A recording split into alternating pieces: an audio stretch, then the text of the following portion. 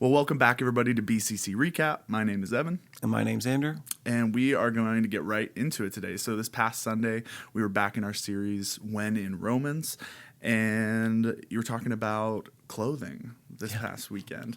If you could describe your sermon in 4 words, how would you do it? That's a good question. All right. Choose the right clothes. Is that 4? Yeah. Yeah. Okay. That's how I describe it. Choose the right clothes. Choose the right clothes. So your main point, I'm actually realizing right now, because I was writing notes as you were preaching, but I short formed them. So I just wrote, be clothed, live diff. Yeah. Be clothed in the clothing of Christ and live differently. Yeah.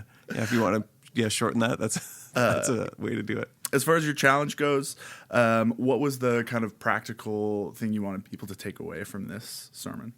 What I really hope that kind of people take away from the sermon is just a desire to live differently, really. A desire to look like Christ and how we live. I think the main point that Paul's trying to get through all of that is Christians should be clothed differently. Christians should look different. Christians should act different. And people should see that. They should see all those good deeds. It's similar to what Jesus says in Matthew, let your good deeds show for those around you, where he talks about being like a city on a hill.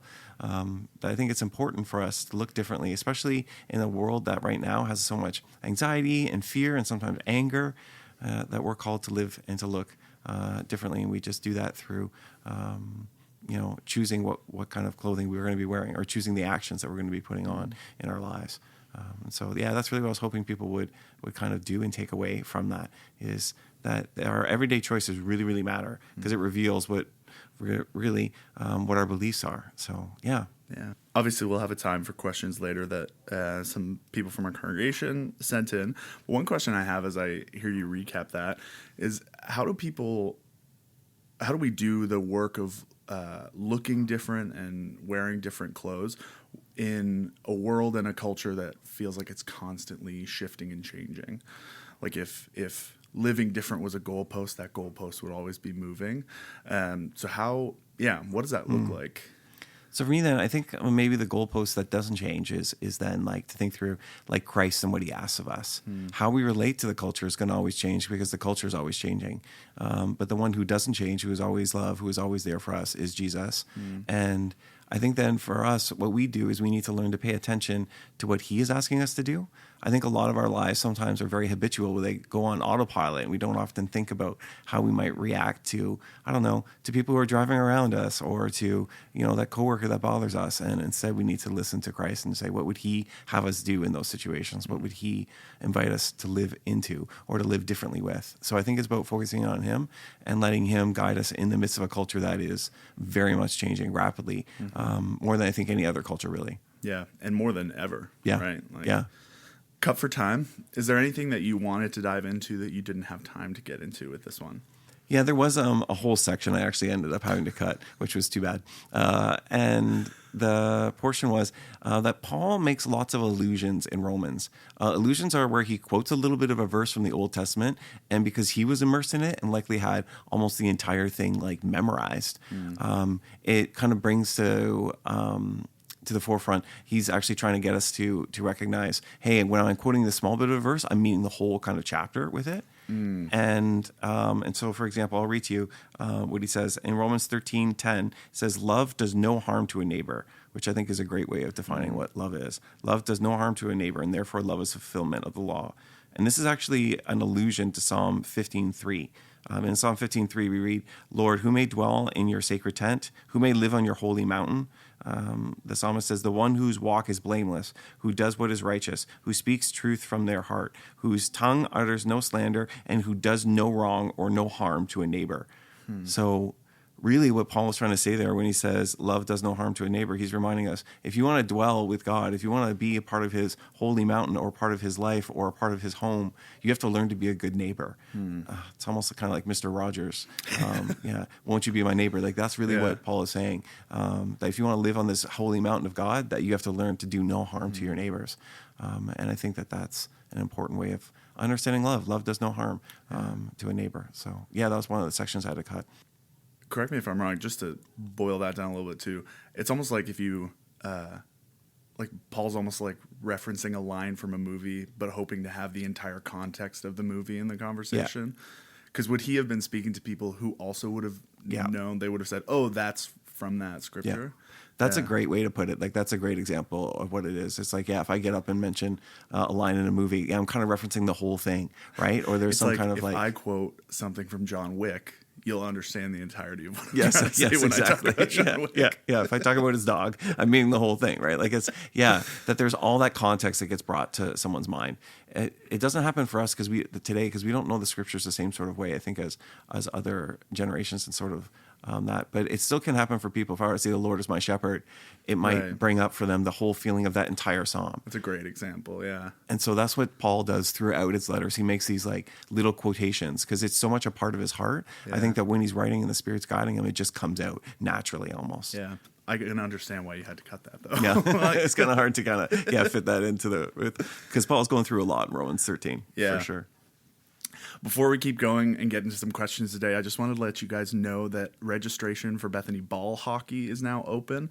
This is a 10-week non-competitive rec league for kids from grades 1 to 6. They are able to come. They have a ton of fun. We've got some amazing coaches and leaders that are helping to run the program as well. And we're also offering family discounts. So if you register one or more of your kids, if you register more than one of your kids, there's a family discount that you can get as well. So definitely make sure to go check that out. You can go to bethanycc.ca/sports, or you can click the link in the description. So we got some questions from the congregation. First one, why do you have so much road rage? This one was given to me in person, and they wanted to specifically say, why do you have so much road rage? Because it feels like the amount of sermons where you talk about driving and frustration with driving have been going up. Yeah. That graph is trending upward. Yeah. Yeah, that is true. It's probably just my own personal problems leaking out onto stage, like when I start saying that, because it is kind of funny. What bothers me is I have a strong feeling of what drivers should be doing. Yeah. And then it bothers me when they are not doing those things. Like, especially when we have slow drivers in the far left-hand lane. Please just move over and make things better for all of us. I find I don't have I never get like really angry, or like I don't actually road rage, but I just get like passive aggressive. Yeah. Like they know, they can hear what I'm saying. So like someone will cut me off, and instead of like, I don't get angry, I'll just be like, sure, yeah, that was your space. Go ahead. No, that's fine. I'm good. I'm really good with my brakes. Yep. How do I be a good neighbor to bad neighbors? Oh, that's a really, really good question. Yeah. So off the top of my head, I think we can even phrase that as like, okay, so how do I become a good neighbor to, if they're bad neighbors, even to use that word, like if they're an enemy, right? Mm-hmm. Like what if there's lots of animosity, or they're just jerky or whatever. Yeah. And for me then, I think really almost instantly to Matthew and to the Sermon on the Mount, where Jesus says what we're called to do with our enemies is to love them. Mm-hmm. But he actually gives us some specific things. He says, like, pray for them. And I think that would be a really thing, because when you start praying for people who are your enemies or who are bad, you quickly can start to see them in a different light. Mm. So I think it would be, really pray for them, which sounds like a very Christian answer, but I also think it is the answer. Yeah. The other thing I would say then is, how do you become a good neighbor to a bad neighbor? Maybe then your goal is not to have them like that. They'll be able to come over and to hang out and to have, all that kind of fun, friendship, neighborly stuff. Maybe your goal is just to do no harm, right? As Paul says, like, love does no harm. So it might just be, the best you can do is to do no harm to them. And that might mean even changing how you think about them in your thought life, even changing how you try to interact with them. And you can try to be nice and try to be neighborly. But sometimes, you can have really difficult people. And so I think the goal then, maybe it's just to do no harm to them, as Paul says in Romans 13. I think that's a really good way of phrasing it and framing it, especially because being neighborly doesn't mean continuing in toxic spaces or not addressing bad behavior or those sort of things too, right? Like, that's counterproductive as well. And like, I think when you say do no harm, it's almost like you can be a good neighbor and still set up good boundaries with people, right? Yeah. I was just in a conversation the other day with somebody where we were talking about a quote I had heard about boundaries, where he said, that boundaries are actually a sign of like love and respect to somebody, because it's so easy to cut people out of your life, right? And it's so easy to just like ghost people or drop friendships. He's like, boundaries are actually an invitation to keep people in my life in ways that are sustainable and healthy. So yeah, like you can still communicate love while recognizing that a relationship you have might need to look different so that you do no harm, right? So that it is loving and Yeah. No, it's important, I think, to remember that love doesn't mean no boundaries. That's actually not what love is. And I think that idea of doing no harm can give us some like concrete things. So I'm not going to do anything that's actively going to harm my neighbor. Unfortunately, for that person who's in that space, that's rough, because I think we'd all love to have like great neighborly relationships with people, but maybe that begins by just like doing no harm, and then hoping to see that change into something that's a bit more, I don't know, deeper or fruitful or loving or caring or or just cohabitating nicely next to one another. Maybe just some nice nods. Yeah, exactly. I think too, sometimes like it's a cliche to say this, but like if you want to have good neighbors in your life, and we're using neighbor as a broad term, not just like physically, but if you want to have good neighbors, if you want to have good relationships, if you want to have good friendships, be a good friend, be a good be a good neighbor. And there is something to be said for like putting that foot forward. There's somebody, I'd heard a quote from somebody that said like, everybody's talking about how lonely they are, but nobody wants to leave their room and go talk to their roommates, right? Or everybody talks about how sad and gloomy things are, but nobody wants to get together to try and rage against that, right? Sometimes it really is just about taking that step and doing your best, right? And like oftentimes when we talk about even like physical neighborhoods, right, sometimes building good community just looks like taking over something to your neighbors, right? Or saying hi, or like taking that first step and inviting them into that. I think that's the idea of taking the first step. I think that's what love does. Love does take that first step. And so we think through, like, when you think through neighbors, they could be roommates. They could be the people who live above you or below you. They could be, the person who is in the cubicle, kitty corner to you or whatever it is. How do you, take that first step and show love? And, practical, tangible ways. I think those are the things that you think through. It can be, taking someone out coffee, taking someone out for lunch. It could be dropping over a plant, like those sort of things. Can actually be the beginning of a relationship and the beginning of it. And if those things aren't able to happen, then I think you just go like, love does no harm. So you just try to keep that in the forefront of how you act. Yeah. Within your sermon, you mentioned and kind of challenged the congregation to look at what clothes they were wearing, right, and what they were putting on. For you personally, what clothes have you been wearing in the past week? Oh, that's a good question for me. When I wrote this, so what I do, I'm not sure if I've ever talked about this on the stage before. What I do whenever I write a sermon is I try to practice my challenge when I write it, so that I've actually been living it out to know if it's actually anything worth calling people to. So I will never preach something that I haven't actually done. And sorry, just to pause. Have you ever had one where you've started to do it and you're like, no, I got to change this? Yep. Often? Yeah. Sometimes I'm like, this doesn't work, or this isn't the thing, or it'll just be like Jesus is saying, no, this is not the challenge for it. So for me, what I was realizing when I wrote this was really that I was being too short in terms of like I was just being grumpy and frustrated over things that I shouldn't, and that there was too much. That's what God revealed to me. It wasn't so much like anger, but just low level, like me getting too frustrated too quickly. I guess that is called anger, but it wasn't like blowing up. It was just, I realized my patience wasn't there, and that I needed to put on the clothing of patience. And for me, that was really what that challenge was for me when I was doing it. So yeah. You also talked about confession a little bit and repentance. Why does confession as a practice matter if God already knows? Yeah, that's a great question. Why does it matter if God already knows? I think partly what confession is really about is obviously God already knows everything, but really it's the question of, do we know? Like, do we know that we were in the wrong? Do we know that we actually were choosing some wrong clothes. I need to confess that, not because God hasn't realized it, but actually confession is me realizing what it is. And that's why it's actually a freeing act, because then God can forgive and God can also help us to live differently, which is the real thing. So yeah, I think it's about us being aware, because so often, even as I said already, a lot of our actions are habitual. We just kind of get into them, and our moods can be the same way sometimes. And yeah, confession is a pausing and reflecting, and then us realizing with God and Him kind of then moving into that space with us. So yeah. Awesome. So the last question we have, and this is jumping back to earlier in your sermon where you talked about how we need to love ourselves to be able to love others, right? Yep. For people, and I'm adding to this question a little bit to add a little bit of context, because I think I know what they're trying to get at. For people who have grown up in a culture of Christianity that looks like self-denial and just like, but to a bad extent, and like full like self-hatred dressed up as following Jesus, right? And this kind of like, there can be this kind of like self-beating up of like, we are nothing, we are, right? Yeah.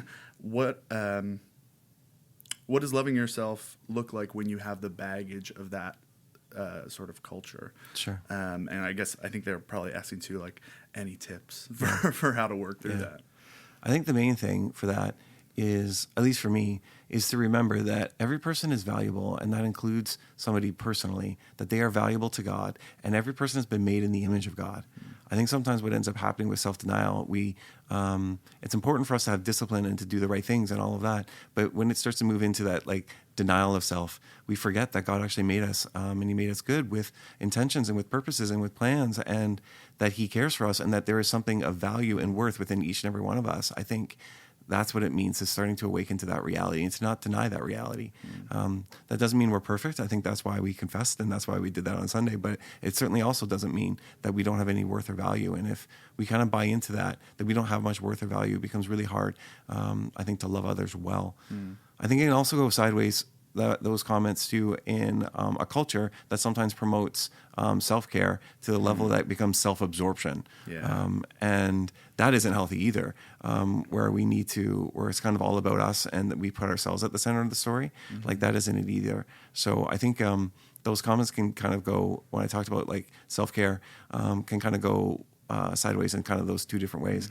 We can forget that in the Christian world, we're called to have love of ourselves in the sense of like that we have value, we have worth, God loves us, and that's always going to be true for us because we're made in His image, but that we don't want to kind of slide over into our culture where I think there's a lot of self-absorption under that idea of self-care.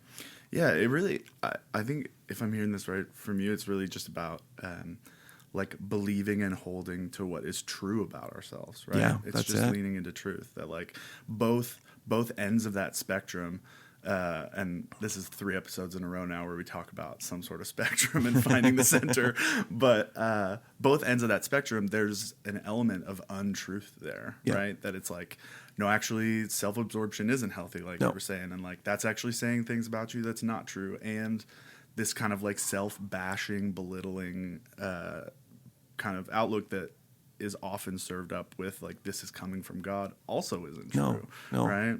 Both those two things have lies. That one, like, I matter the most, and the other, that I don't matter at all. Exactly. Like, both those things are not helpful, right? And those are the things you want to kind of avoid, I think, on both ends. Yeah. And so, yeah. We should just do a whole episode on what true self-care means. Yeah, that would be a good episode. We should just do a whole sermon on that. maybe we'll do that in the spring. We often look at those kind of things to be like, what's the true way to understand that? Yeah. Self-care is just taking a bath and having some wine. Yeah. That's all it is. Or Crunchwrap Supremes. Or Crunchwrap Supremes. Somebody did send me a recipe for Crunchwrap Supremes to be made at home, which I thought was awesome.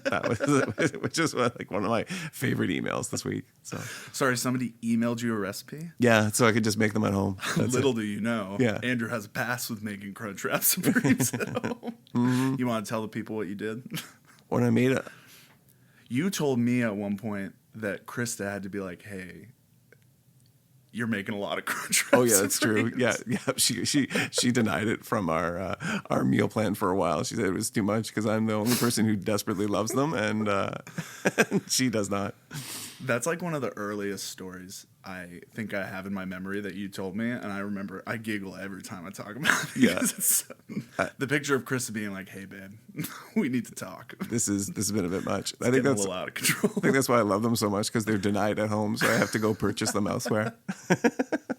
Honestly, I bet an at-home Crunchwrap is like so good. Oh, it's great. Because like there's something about like Taco Bell food is good because it's bad. Yep. Right? But the concepts of what they're doing are great. Yeah, if you put like real meat and like real stuff into it, it's great. If you put meat without filler in your Crunchwrap, you'd be surprised at how good it gets.